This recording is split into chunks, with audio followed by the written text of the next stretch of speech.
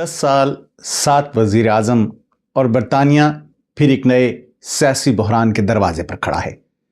कीर Starmer जा रहे हैं, एंडी बर्नम आ रहे हैं, पाउंड दबाव में है, लेबर पार्टी राइट विंग से एक बार फिर लेफ्ट विंग की तरफ जा रही है। और सवाल ये नहीं है कि अगला वजीर आज़म कौन होगा, असल सवाल ये है कि क्या एंडी बर्नम बरतानिया को संभाल पाएंगे या वो फिर इसी वेस्टमिनिस्टर सिस्टम का अगला शिकार बन जाएंगे। आज के इस प्रोग्राम में हम 3 बड़े सवालों का जवाब देंगे। स्टारमर इतनी बड़ी अक्सरियत के बावजूद क्यों नाकाम हो गए, एंडी बर्नम की आमद से मईशत, इमिग्रेशन और लेबर पार्टी का रुख कैसे तब्दील हो सकता है, और फ़लस्तीन पर बरतानी मुसलमानों को वाकई कोई तब्दीली नज़र आएगी या फिर सिर्फ लहजा ही बदलेगा। ये सिर्फ क़यादत की तब्दीली नहीं, ये बरतानिया के सियासी निज़ाम का इम्तिहान है। नाजरीन, बरतानिया एक बार फिर वज़ीर आज़म को तब्दील करने जा रहा है। वो मुल्क जो दुनिया को इस्तेकाम, जमहूरियत और मजबूत इदारों का सबक देता था, खुद पिछले 10 सालों में 7वें वज़ीर आज़म के करीब पहुंच चुका है।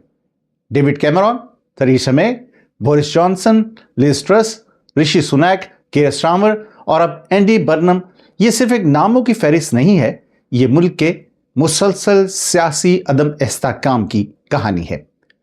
ब्रेग्जिट के बाद बरतानवी सियासत एक ऐसे भंवर में फंसी है जिससे वो आज तक बाहर नहीं निकल पाई। कभी कंजर्वेटिव पार्टी टूटती रही तो कभी मार्केट ने वजीर आजम को गिरा दिया, कभी अवाम ने हुकूमत बदल दी और अब लेबर पार्टी अपनी बड़ी इंतखाबी कामयाबी के बाद क़यादत बदलने पर मजबूर है। यहाँ एक बात समझना ज़रूरी है कि कीर स्टारमर सिर्फ इसलिए नहीं जा रहे कि एक सर्वे ख़राब आया, वो इसलिए जा रहे हैं कि आवाम को लगा कि तब्दीली के नाम पर सिर्फ चेहरे बदले हैं, निज़ाम नहीं बदला। NHS पर दबाव बरकरार है, हाउसिंग का जो क्राइसिस था वो बदस्तूर अपनी जगह पर मौजूद है, जो कॉस्ट ऑफ लिविंग है उसमें कोई कमी वाक़ई नहीं हुई, इमिग्रेशन पर सख्त ज़ुबान के बावजूद भी शायद अवामी जो एतमाद है वो वापस नहीं आया, और फ़लस्तीन पर लेबर पार्टी और मुसलमान वोटर्स के दरमियान एतमाद को गहरा नुकसान पहुंचा है। और यही वो पस मंज़र है जिसमें एंडी बर्नम की आमद को समझना ज़रूरी है। कीर स्टारमर का सियासी मॉडल बहुत वाज़ेह था। जब उन्होंने हुकूमत संभाली तो इसमें कुछ चीज़ें वाज़ेह थीं: इस्तेहकाम, इमारती नज़्म ज़ब्त, मार्केट का एतमाद और इदारों का इम्तिहान। और ये पैगाम कि लेबर पार्टी अब कंजर्वेटिव पार्टी जैसा इंतशार नहीं करेगी। इलेक्शन जीतने के लिए तो यकीनन ये हिकमत अमली बहुत कामयाब साबित हुई, लेकिन हुकूमत चलाने के लिए शायद काफ़ी साबित नहीं हुई, क्योंकि आम आदमी के लिए जो बढ़ते हुए रेंट्स हैं, जो किराए पर रह रहा है, उसके लिए उसका किराया ज़ाहिर के कम नहीं हुआ, मॉर्गेज से जो प्रेशर है उसके फाइनेंसिस के ऊपर, उसमें कोई तब्दीली नहीं आई, GP के अपॉइंटमेंट्स भी मिलना बहुत से केसेस मुश्किल होता है, और तनख्वाहें जो है कॉस्ट ऑफ लिविंग के साथ नहीं चल रही। मीन्स के जितना चीज़ें महंगी हो रही हैं, सैलरीज उस हिसाब से इंक्रीज़ नहीं हो रही, और नौजवान नस्ल को अपना मुस्तकबिल महफूज ना लगे तो सिर्फ इस्तेहकाम का लफ्ज़ आवाम को मुतमईन नहीं कर सकता। और लोग यहाँ पर ये सवाल पूछते हैं कि इस्तेहकाम किसके लिए, मार्केट्स के लिए या ख़ानदानों के लिए, बॉन्ड सरमाएकारों के लिए या मेहनतकश तबके के लिए, वेस्टमिनिस्टर के लिए या Manchester, Bradford, Birmingham, Oldham, Rochdale, Leicester और लंदन के आम लोगों के लिए। यही वो खला है कि जहाँ एंडी बर्नम दाखिल होते हैं। एंडी बर्नम की सियासत जो है वो स्टारमर से मुख्तलिफ है। वो कोई इनकलाबी या जज्बाती रहनुमा नहीं है। वो जेरेमी कॉर्बन तर्ज की बाएं बाजू की सियासत नहीं करते। जेरेमी कॉर्बन एक बड़े फेमस ज़ाहिर है कि बाएं बाजू के लीडर लेबर पार्टी के रहे हैं, और मैं ज़ाती तौर पर उनकी तर्ज सियासत को बहुत पसंद करता हूँ, लेकिन एंडी बर्नम उनसे हमें मुख्तलिफ दिखाई देते हैं। वो स्टारमर से ज़्यादा सॉफ्ट लेफ्ट, ज़्यादा अवामी खिदमत पर मरकूज़, ज़्यादा इलाकाई और ज़्यादा बराह रास्त सियासतदान समझे जाते हैं। स्टारमर जो है वो पॉलिटिशियन नहीं थे। स्टारमर का बैकग्राउंड जो है वो ज़ाहिर है कि ब्यूरोक्रेट का है, और वो इसीलिए बहुत सारे चीज़ों में वो बहुत ही ठंडा सा रिस्पांस दिया करते थे, ब्यूरोक्रेटिक रिस्पांस दिया करते थे, जो एक पॉलिटिशियंस नॉर्मली अपने अगर वो उन मसाइल का उन्हें सामना करना पड़े तो वैसे वो रिस्पॉन्ड नहीं करता, क्योंकि पॉलिटिशियन जो लोगों में से उठता है उसे आवाम की नब्ज़ का पता होता है और उसे ये पता होता है कि आवाम के जज्बात से कैसे खेलना है। लेकिन जब एक ब्यूरोक्रेट से पॉलिटिशियन बनते हैं तो फिर वो जो एक क्वालिटी लैक करती है, वो हमें स्टारमर में दिखाई दिया कि वो अवाम की नब्ज़ को शायद नहीं पकड़ पाए, और यही वजह है कि आज वो वज़ीर आज़म ज़ाहिर है कि उससे मुस्ताफ़ी हो गए और अब नए वज़ीर आज़म बरतानिया आने वाले हैं।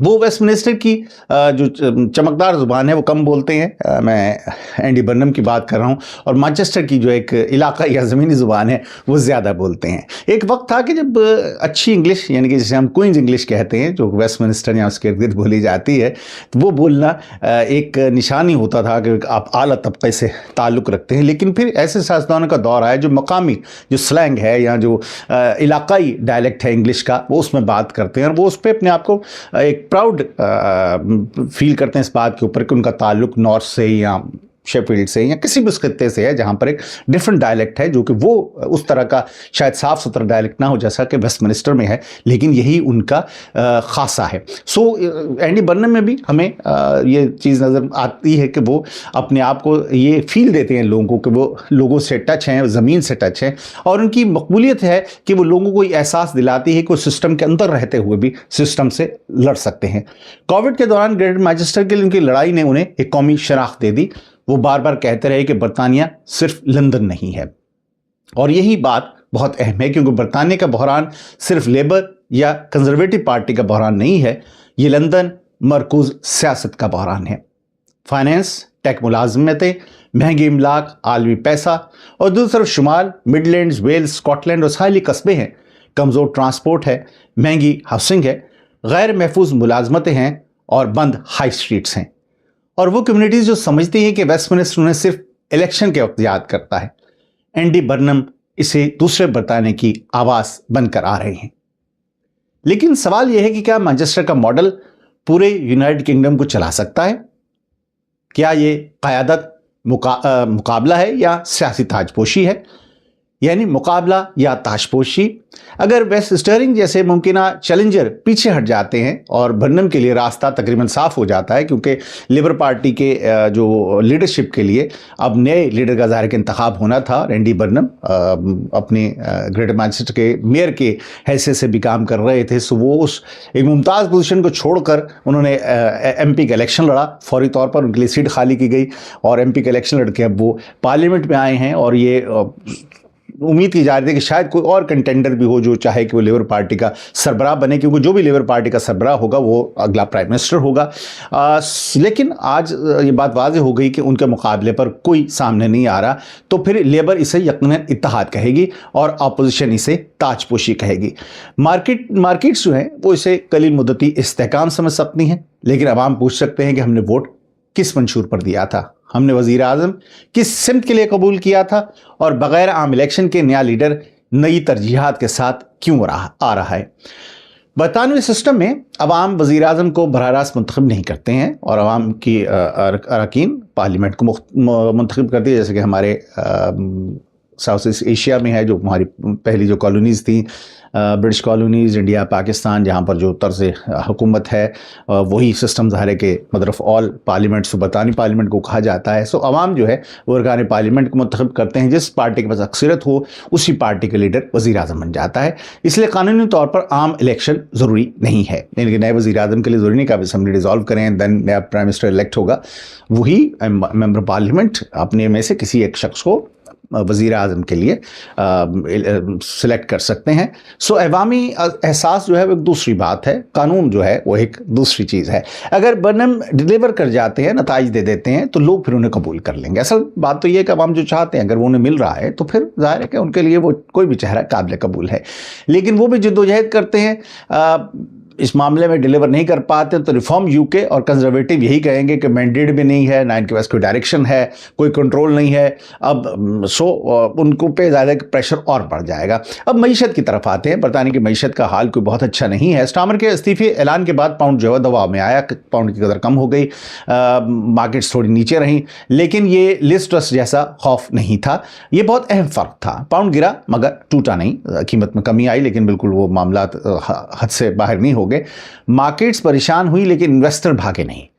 सरमायाकार ज़ाहिर के इस बारे मामले में कॉशियस रहे, लेकिन मुकम्मल बहरान जो है वो इससे पैदा नहीं हुआ। इसकी वजह यह है कि मार्केट को दो चीज़ें नज़र आ रही हैं। अगर क़यादत की मुंतकली हमवार हो जाए तो कलील मुद्दती साथ इंतशार कम हो सकता है।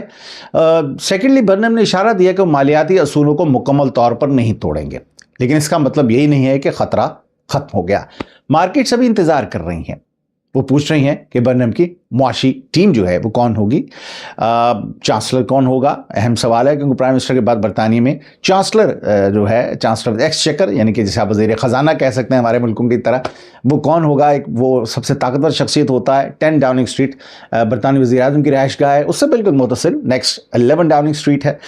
मैंने 15 बरस डाउनिंग स्ट्रीट कवर किया एज ए जर्नलिस्ट, सो रोज़ाना का ही तकरीबन आना जाना रहता था। सो आपको एक दरवाजे से दूसरा दरवाज़ा दिखाई देता है। मगर इंटरेस्टिंग बात है कि इतनी चहल पहल 10 डाउनिंग स्ट्रीट में होती है, 11 में नहीं होती। सारे रिपोर्टर्स 10 डाउनिंग स्ट्रीट के दरवाजे के सामने खड़े होते हैं। 11 जो है वो नॉर्मली मैंने हार्डली कभी किसी को खड़ा देखा है, सवाए जब आपका बजट आता है तो चांसलर अंदर से वो पुराना सा लाल रंग का बैग लेके निकलते हैं, और वो एक वही यानी कि नया बैग भी ऑब्वियसली लिया जा सकता है, लेकिन ये तारीखी तौर पर वो बैग इस्तेमाल हो रहा है, लिहाजा हर चांसलर उसी को लेके साथ निकलता है या निकलती हैं, और फिर बजट पेश किया जाता है। सो चांसलर कौन होगा, उसकी सिलेक्शन क्या होगी, ये एक इंपॉर्टेंट सवाल है। अवामी अखराजात के लिए रकम कहाँ से आएगी, कर्ज जो है उसमें कितना इजाफा या कितनी कमी होगी, टैक्सेस कहाँ कहाँ लगते हैं, हाउसिंग, NHS, ट्रांसपोर्ट और मकामी काउंसिल्स के लिए पैसा कहाँ से आएगा। बरतानिया लिज ट्रस्ट के मिनी बजट के बाद एक तकलीफ सबक सीखा है कि मार्केट्स को नज़रअंदाज करना आसान है, लेकिन जब बॉन्ड मार्केट हरकत करती है तो मॉर्गेज की शरह, कर्ज के जो अखराजात हैं, पाउंड और आम घराना सब उससे मुतासर होते हैं। मीन्स के जहाँ मॉर्गेज पे घर अक्सरियत लोगों के पास कैश में घर लेने की इस्तात किसी की नहीं है। बरतानिया से बाहर लोग समझते हैं कि पाउंड दरख्तों पर लगे हुए, लेकिन ऐसा नहीं है। बहुत मुश्किल ज़िंदगी है, लोग बहुत स्ट्रगल करते हैं। हर आदमी करोड़पति नहीं है, हर आदमी लाखों में भी नहीं है, करोड़ों तो दूर की बात है।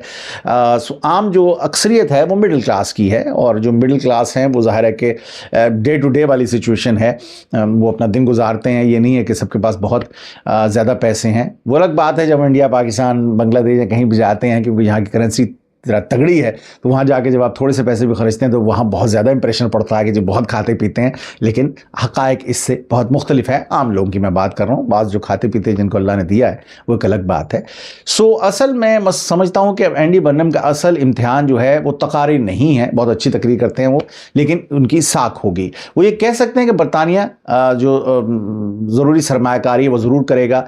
वो ये भी कह सकते हैं कि NHS को ठीक करना होगा, बिल्कुल दुरुस्त ज़रूर करना होगा। वो कह सकते हैं कि हाउसिंग, ट्रांसपोर्ट और अवामी खिदमात को भी बचाना ज़रूरी है, ये भी बिल्कुल दुरुस्त है। लेकिन सबसे अहम बात यह कि इसके लिए पैसा कहाँ से आएगा। बरतानिया बावजूद इसके कि हम दुनिया के 10 बड़े ममालिक में शामिल हैं इकॉनमी के हिसाब से, लेकिन फाइनेंशियल सिचुएशन 2008 के बाद से मुझे याद नहीं पड़ता कि हालात एक बार फिर ऐसे हुए हों जो 2008 से पहले के थे। जो मार्केट की सिचुएशन थी, जो आम आदमी के हालात थे, वो 2008 से लेकर अब तक बेहतर नहीं हो पाए, और मुल्क बारहा रिसेशन में गया है, और रिसेशन से बाहर निकलता है तो 1-8% बहुत थोड़ा फ़र्क होता है। सो आप यही समझ लीजिए कि वही न्यू रिसेशन वाली सूरत हाल आम आदमी के लिए है। इकॉनमी के फिगर्स में आप जो मर्जी कहें, लेकिन आम आदमी के लिए मसाइल जूं के तू हैं।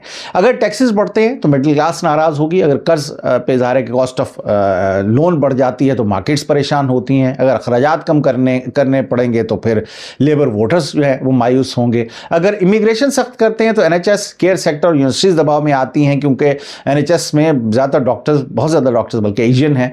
केयर टेकर सेक्टर में भी ज़ाहिर है कि बताने के बाहर के लोग बहुत ज़्यादा, यूनिवर्सिटीज़ में जो लोग पढ़ा रहे हैं वो भी ज़ाहिर है कि खासे ऐसे लोग हैं जो दूसरे ममालिक से, स्टूडेंट्स जो हैं ज़्यादातर वो भी बैरून ममालिक से आए हुए हैं, और वही यूनिवर्सिटीज़ को सहारा दे रहे हैं, सपोर्ट दे रहे हैं। अगर इमिग्रेशन को नरम रखा जाता है तो रिफॉर्म UK, जो कि ज़ाहिर है कि मेरे नज़दीक मौसमी बटेरे हैं, वो आते ही वो उस ज़ाहिर है कि इमिग्रेशन के हथियार बनाकर वो लोगों को डरा कर, ज़ाहिर है कि पार्टी, मैं समझता हूँ, मेरी ज़ाती राय है कि वो अपनी पॉपुलैरिटी गेन कर रहे हैं। सो वो एक बार फिर ज़ाहिर है कि सियासी हथियार बना लेंगे कि इमिग्रेशन पॉलिसी इनकी बहुत नरम है, और ये बरतानिया का असल जाल है।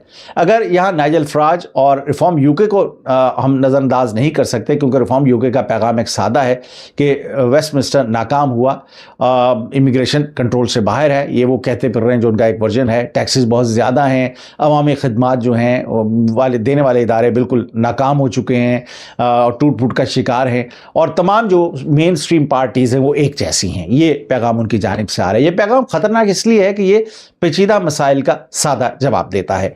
एंडी बर्नम का चैलेंज ये होगा कि रिफॉर्म्स के गुस्से को समझे, مگر نائجل فراج کی سیاست میں نہ پھنسیں۔ کیئر سٹارمر کے ساتھ پرابلم یہ تھی کہ وہ جو ریفارم کرتی تھی وہ اگلے دن اسی کو فالو کرنا شروع کر دیتے، تو ان کی اپنی پالیٹکس کوئی نہیں تھی۔ بظاہر مجھے ایسا ہی لگتا تھا کہ جیسے ان کی طرف سے جو ہوتا تھا اس کو فوراً کاؤنٹر کرنے کے لیے وہ ان کی کسی بھی اعلان کردہ پالیسی یا بات کو فوراً اڈاپٹ کر لیتے تھے اور اس پہ چلنا شروع کر دیتے تھے۔ چلو تم ادھر ہوا ہو جدھر کی، یہ والی سیاست جو ہے وہ ریفارمز کی جانب سے بھی ہو رہی ہے، اور موجودہ جو وزیر اعظم تک موجود ہیں وہ بھی یہی سیاست کرتے رہے۔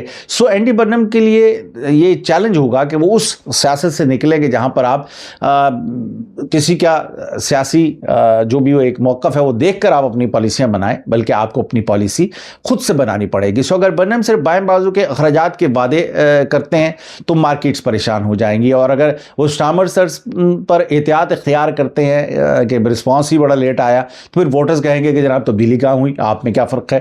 جو سٹارمر میں جو ان کی پالیسیز تھیں یا جو ان کا سٹائل تھا وہی اسٹائل آپ لے رہے ہیں۔ اگر امیگریشن میں بہت سخت زبان استعمال کرتے ہیں تو لبرل ووٹر جو ہے لیبر کا وہ، اور جو اقلیتی ووٹر ہے مانچسٹر کے اندر بہت بڑی تعداد ہے، ساؤتھ ایسٹ ایشینز کی خصوصاً پاکستانی بہت زیادہ ہیں، اور ظاہر کہ گریٹر مانچسٹر کے میئر رہ چکے ہیں، تو پھر ان کا جو لوکل ووٹر جو اب آگے ہی بہت ناراض ہے، کیونکہ جو پرو اسرائیل پالیسیاں لیبر پارٹی کی ہو گئی، مسلم ووٹر بہت ناراض ہے، وہ مزید ظاہر ہے کہ اس سارے معاملے میں ناراض ہوگا۔ اگر وہ امیگریشن بہت نرم رہے تو ریفارم یو کے انہیں کمزور کہے گی، اور برنم کو ایک ساتھ یعنی کہ 3 حلقوں کو سنبھالنا پڑے گا، یا 3 ڈیفرنٹ چیزوں کو سنبھالنا پڑے گا۔ ایک تو لیبر پارٹی کا جو لیفٹ ونگ ہے، مارکیٹس ہیں، اور جو بزنس کمیونٹی ہے، اور عام ووٹرز جو کہتے ہیں کہ میں تقاریر نہیں نتائج چاہیے۔ اب آتے ہیں امیگریشن کی جانب۔ یہ میں سمجھتا ہوں کہ برنم کا سب سے مشکل داخلی امتحان ہوگا۔ برطانیہ میں امیگریشن اب صرف سرحد کا مسئلہ نہیں رہا ہے، یہ ملازمتیں، housing, NHS، schools, social care, شناخت اور عوامی اعتماد کا مسئلہ بن چکا ہے۔ عام طور پر لوگ سمجھتے ہیں کہ اگر لیبر بائیں کی طرف جائے گی تو امیگریشن پالیسیز خود بہت ناراض ہو جائیں گی، یعنی کہ لیفٹ ونگ کا اگر کوئی لیڈر آتا ہے، جیسے اینڈی برنم لیفٹ ونگ کے لیڈر ہے، کیئر سٹارمر رائٹ ونگ کے لیڈر تھے، اور انہوں نے جب وہ آئے لیبر پارٹی کے ہیڈ کی حیثیت میں تو انہوں نے کوشش کی کہ لیفٹ ونگ کو مکمل طور پر کرش کر دیا جائے، اور وہ ان کے بہت سارے لوگ پارٹی چھوڑ کر چلے گئے، یا دیسی زبان میں بات کریں کھڈے لائن لگا دیا گیا، ایسا کچھ ہوا۔ اب جب لیفٹ ونگ کے لیڈر آئے ہیں تو بہت سی ایکسپیکٹیشنز یہ ہیں کہ امیگریشن پالیسی بہتر ہوگی، مگر حقیقت میں سمجھتا ہوں کہ اتنی سادہ نہیں ہے۔ سٹارمرز کی حکومت پہلے ہی امیگریشن قوانین پر سخت لائن لے چکی ہے، ویزا قوانین انتہائی سخت ہو چکے ہیں کمپیئر ٹو پریویس جو رولز اینڈ ریگولیشنز تھے۔ کیئر سیکٹر میں جو بیرون ملک سے بھرتی ہوتی ہے اس کو بہت محدود کر دیا گیا ہے۔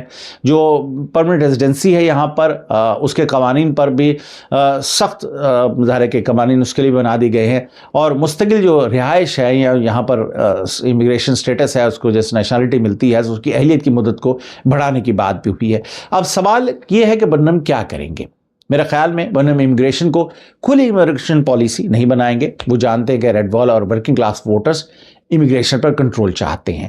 وہ یہ بھی جانتے ہیں کہ ریفارم یو کے اس مسئلے کو لیبر کے خلاف استعمال کریں گے، لیکن برنم کا فرق شاید لہجے اور توازن میں ہوگا۔ اب فلسطین کی طرف آتے ہیں، کیونکہ کیئر سٹارمر کی جو حکومت میں ہم نے یہ دیکھا کہ فلسطین سے زیادہ ان کا جھکاؤ اسرائیل کی جانب تھا، اور فلسطین کے حق میں مظاہرہ کرنا برطانیہ کے اندر مشکل سے مشکل ہوتا چلا جا رہا تھا۔